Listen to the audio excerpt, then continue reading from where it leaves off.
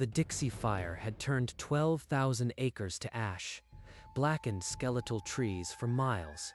Then a single cabin untouched, windows glowing orange in the smoke. No scorch marks, no broken glass. It stood whole in the middle of a burn scar, like a tomb waiting to be opened. Rule 4. Never enter a structure that survives a total burn. That cabin shouldn't exist. Everyone, stay back. It could have survivors, Chris. A kid, maybe? We can't just ignore it. Fire doesn't skip a house, Keen. Something kept that cabin intact. Move away. Now. I hear a child crying inside, right through that door. You can't tell me you don't hear it. There's no sound.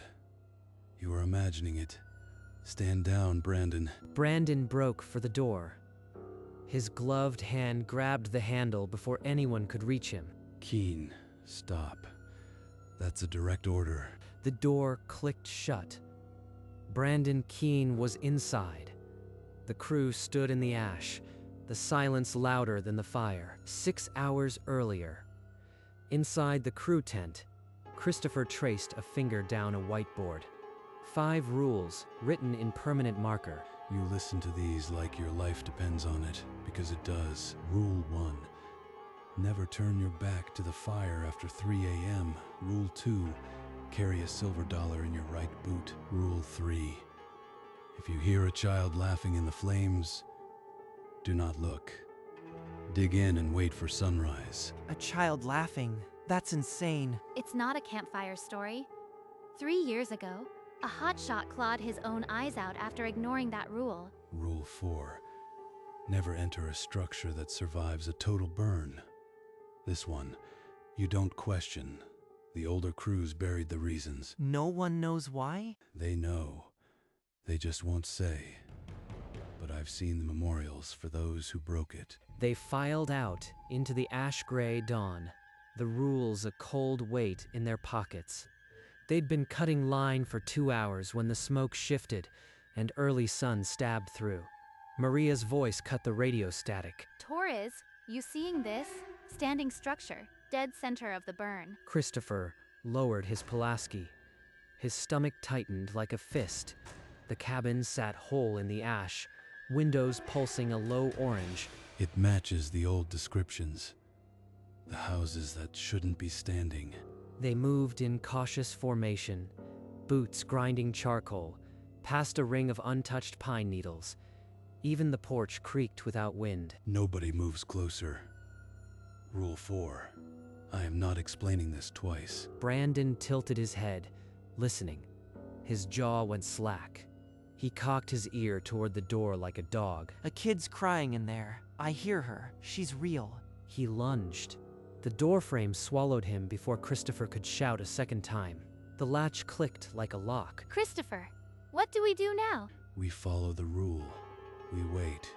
He either comes out or he doesn't. You can't just stand there. He's 22. He believed he hurt a kid. He broke protocol. If we breach, we could trigger something worse.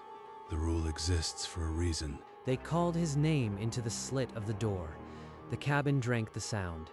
No echo, no footstep. Christopher hammered the wood with a fist. The noise flattened against the air, swallowed by something thick. No answer on comms either. His radio went dead the moment the door shut. I am not leaving a man inside. I don't care what the old crew said. We go in together. You don't understand. The memorials I mentioned, they weren't for people who died in a fire. They went inside, and something came out wearing them. The crew shifted weight. The sun climbed, but the cabin's windows kept their dull orange pulse, unchanging. 20 minutes. Then we breach together. No one separates. And if you see anything that doesn't belong, don't acknowledge it. The 20 minutes crawled, each second thickening the silence. The crew stood like statues, straining to hear any human sound. Nothing. I've tried every channel. His radio is offline. It's like the cabin ate the signal. Christopher paced a tight oval in the ash, jaw working, eyes locked on the door. This is exactly what the warnings described. The silence that isn't empty, it's waiting. Time. We go now. and stick to the plan. He pulled the Halligan bar from his pack, the forked steel glinting dully in the pale morning light. We stick together. No one wanders off. Not for anything. And remember, Rule 5. Wash your hands in running water before you enter your tent. Don't skip it, no matter how tired you are. They lined up at the door's seam, the wood so old it looked soft as cloth, holding its breath in the dead air. On 3, Christopher drove the Halligan into the frame. The lock splintered, and a seam of dark air yawned open, exhaling cold stillness. They stepped into a living room frozen in amber. Floral sofa, wood-paneled walls, a tube television. Not a speck of dust. It's like nobody ever left. The air even smells like furniture polish. The kitchen was a yellow appliance graveyard. An avocado fridge hummed softly. No fingerprints, no scuff marks on the linoleum. No sign of forced entry. Brandon didn't come through here, not with these floors. The dining room table stopped them cold. 5 plates, steam curling off the food, silverware polished. 5 places for a family that never ate. The plates are warm. On the wall, a calendar hung open to June 1974, the month the Dixie Fire started its first burn. 47 years ago, a rotary phone on a stand beside the stairs, its cord leading nowhere, the receiver slightly off the hook. Upstairs. We clear it, and we're gone. Nobody touches anything. The door they had breached stood open behind them, letting in a thin strip of morning. The stairs pulled silence upward. The stairs groaned under their boots, each step a decade. Upstairs, a narrow hallway with 3 doors, wallpaper curling like old scars, waiting. The child's room held a rocking horse, dusty toys, a quilt pulled tight. A crayon drawing of 5 stick figures was taped to the wall. The family smiled, frozen. The drawing. Mother, father, 3 children, a bright yellow sun. The paper wasn't even faded. The master bedroom sat untouched. A pair of slippers beside the bed, the sheets turned down. Curtains stirred without a breeze. Flashlights cut through the bathroom. The closets, clean as a museum.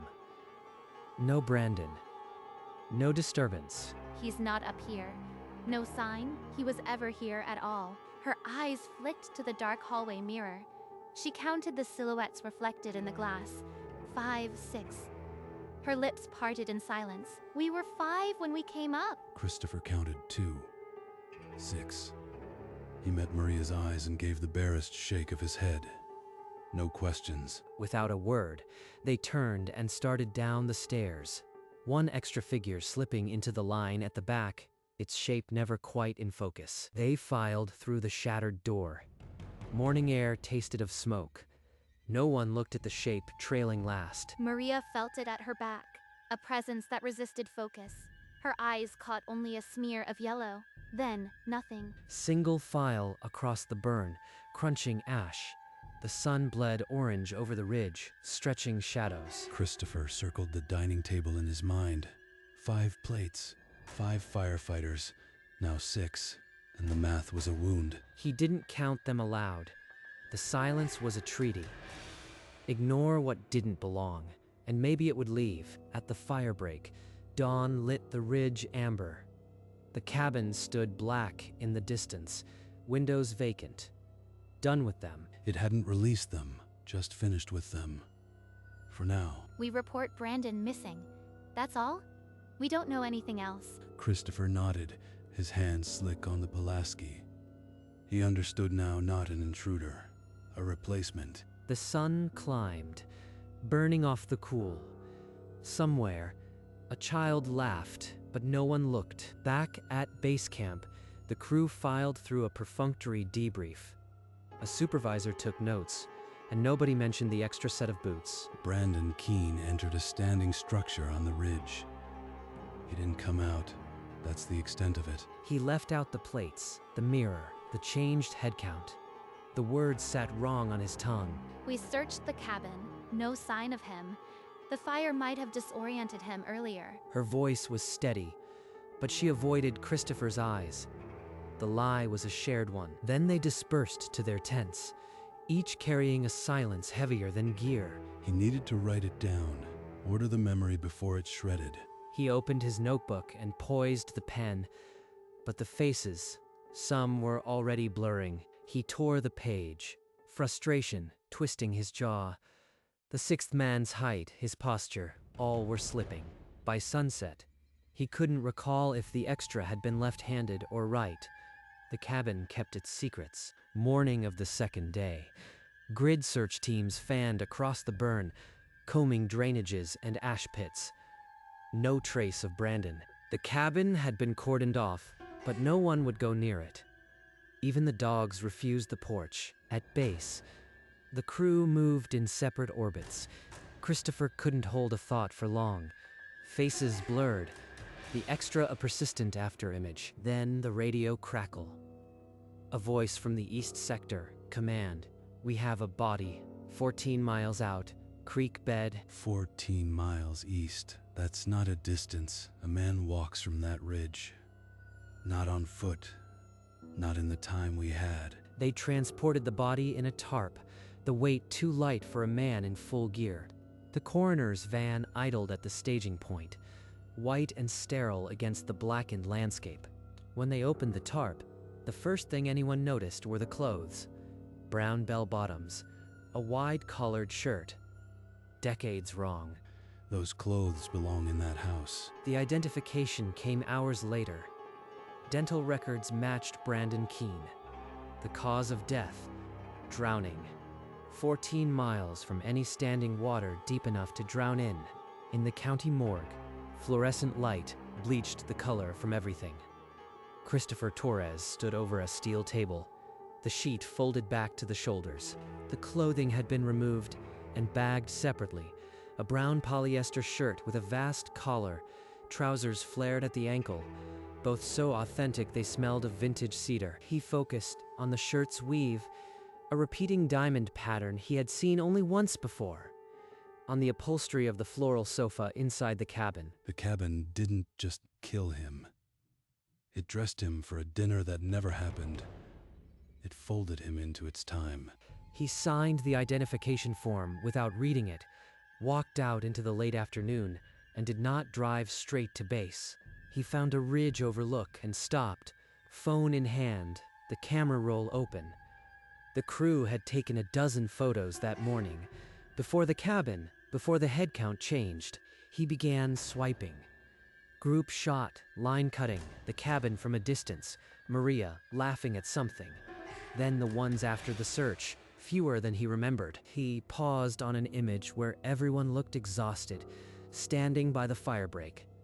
5 sets of eyes. He counted them, and something slid out of place in his mind. He zoomed in, but the screen did not clarify. It deepened the wrongness. A 6th shape, half-formed, stood where no one had been. He closed the app. Whatever he'd glimpsed, it needed a larger screen and a steadier hand.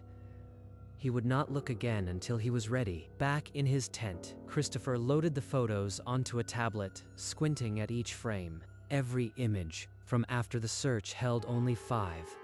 One person missing, rotating through the crew. He counted again.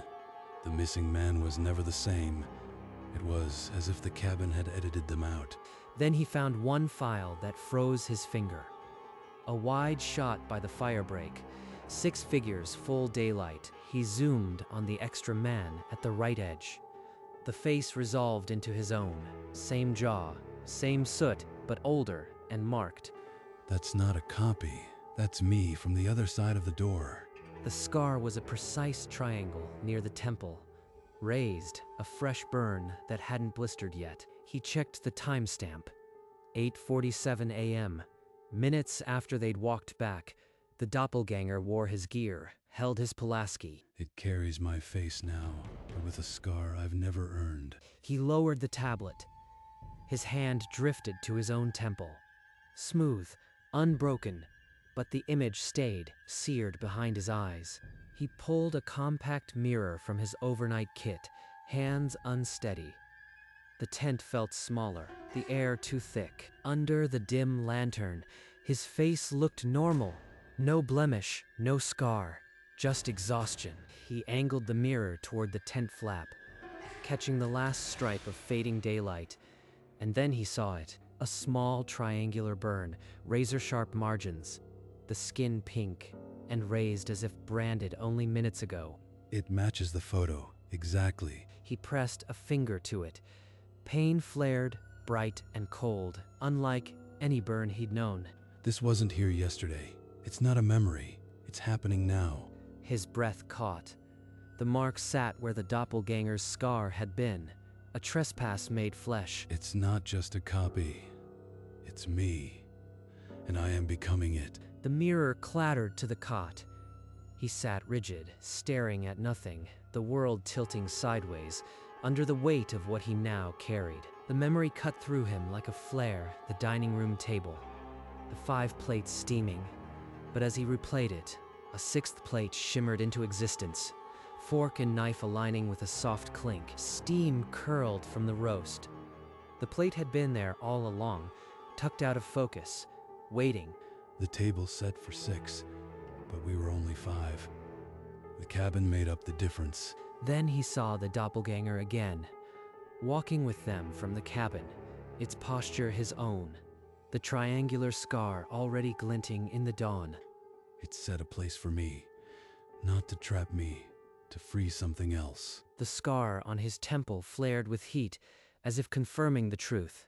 A brand, not an injury. He had crossed into a house that existed between times. To walk out, something had to take his place. That something was him. Am I the original? Or am I the thing that wore Keen's clothes? The question splintered him. He pressed his palms against his eyes until light flickered. The scar burned, but the uncertainty burned deeper. When he opened them, the mirror lay face down on the cot. He didn't pick it up. He didn't want to see whose reflection might look back. He forced his eyes back to the tablet. The photo with 6 figures was still open, and now he needed to look at every detail. He zoomed on the doppelganger's face. The eyes were empty, not closed, not shadowed, but blank sockets, faintly lit by the morning glare. It's not seeing me. It's seeing through me. But it was the posture that hooked him. The same off-center tilt of the chin, the slight rotation of the shoulders, a physical tic he'd never noticed in himself. That's exactly how I stood. Not a copy, a snapshot, stolen from the moment I crossed the threshold. The doppelganger's scar was a mirror of the one now raised on his temple, each margin a line in a shared geometry. It split at the door. One walked out, the other stayed. Which one is that man in the photo? The answer was already in the heat of his scar.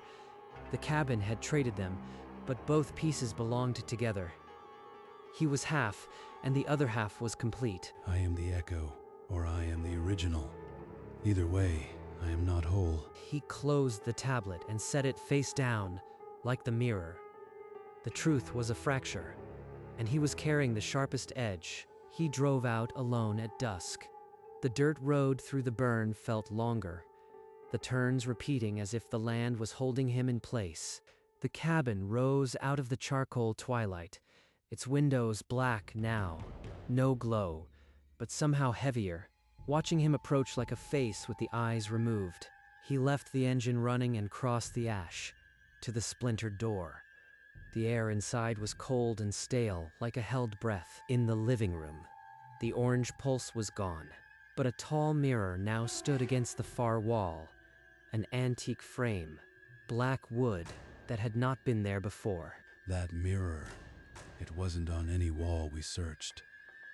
This house is rearranging itself. He stepped closer, and the reflection sharpened. Behind his own shoulder, a figure resolved, a man in yellow Nomex, his own height, his own stance, but with eyes like burned-out sockets. The doppelganger's face was a copy, but older. The triangular scar on its temple gleamed, and its right hand was lifting, fingers curling toward his neck. It's real. It's still here, watching me from the other side of the glass. He didn't turn. He ran, blind through the dark living room, out the broken door, his boots loud on the porch. The mirror's image burned into his vision. He threw the truck in gear and lurched away, the cabin shrinking in the rear view. The scar on his temple throbbed, a hot brand of confirmation. He found Maria near the supply tent, her face pale under the generator's cold light. She took one look at him and flinched. Check your arms, Maria, your neck. Tell me I am the only one who brought something out. She said nothing. Instead, she rolled back her left sleeve. A small triangular scar sat on the inside of her forearm, identical shape, down to the sharp margins. I saw the extra man in the photos. I deleted every picture after I noticed. I thought I was hallucinating. He pulled the tablet from his jacket and opened the lone, uncorrupted photo. 6 figures. The 6th man's scar visible even on the small screen. That's him, but his eyes are wrong. They're hollow. And the scar, it's like yours. It's not just my doppelganger. It's a record of us. The cabin marked us all, and the scars are the signatures. The scar on her arm hadn't been there before the cabin. Like his, it had appeared after they walked out, a quiet brand. How many of us are there? The cabin chose. It always chooses. This has happened before, hasn't it? Neither of them answered. The question hung in the stale air. Outside, the wind carried the faint echo of children playing or laughing. 3 days later, Christopher and Maria sat in the public records annex, the air thick with dust and the hum of old machines. The newspaper reel stopped on a front page from August 1974. Family of 5 perishes in Sequoia cabin fire.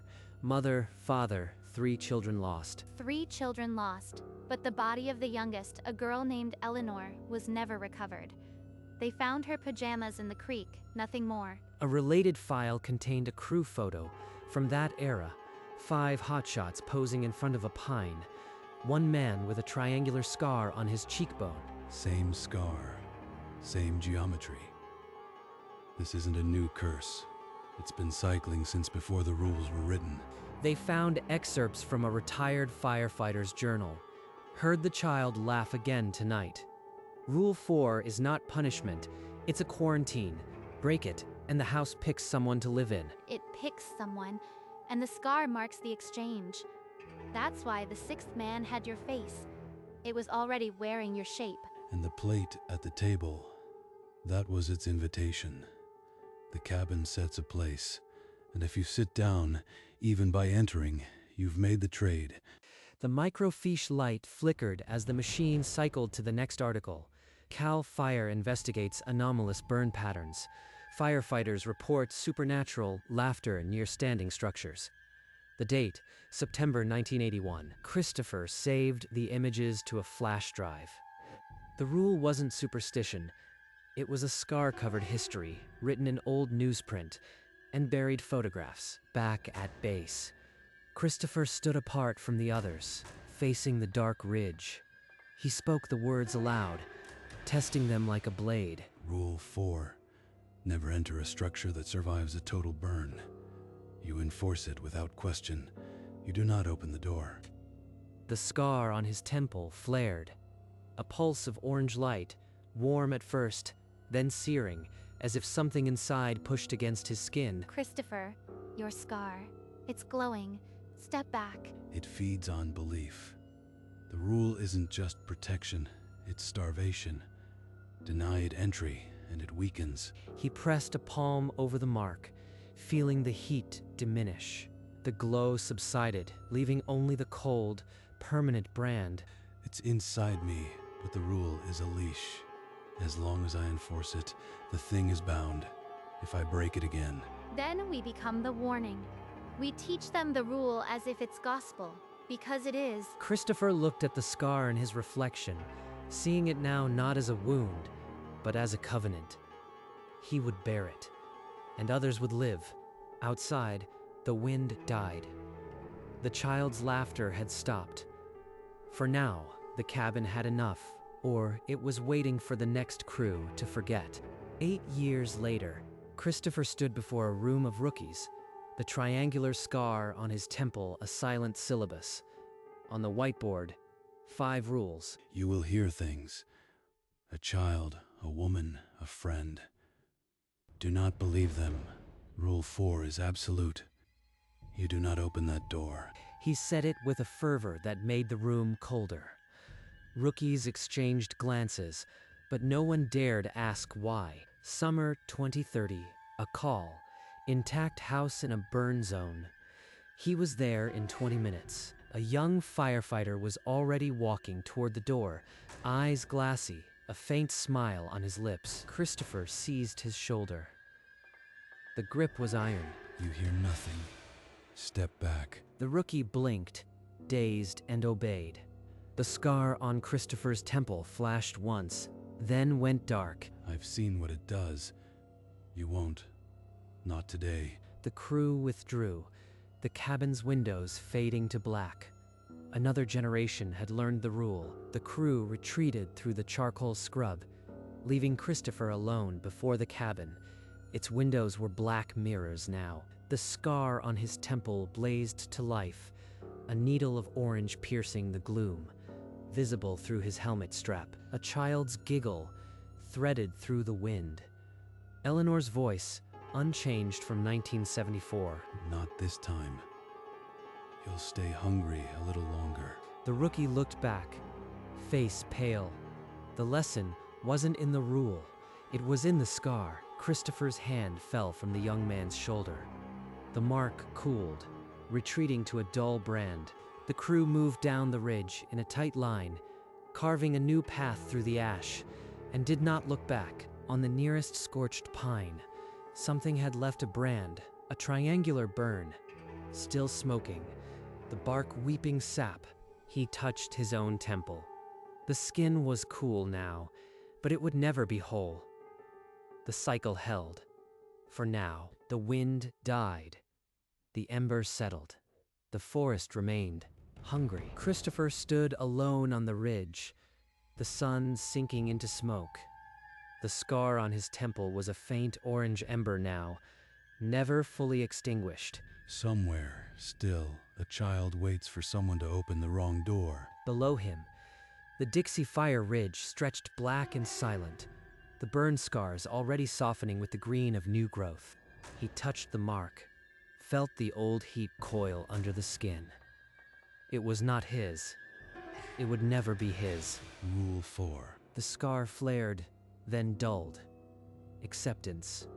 He turned his back to the last light and walked down. The embers settled into ash. The rule, like the scar, was a cage, but it held. A last whisper brushed the wind, so faint it might have been memory. Stay with us. He didn't stop. His silhouette faded into the charcoal ridge.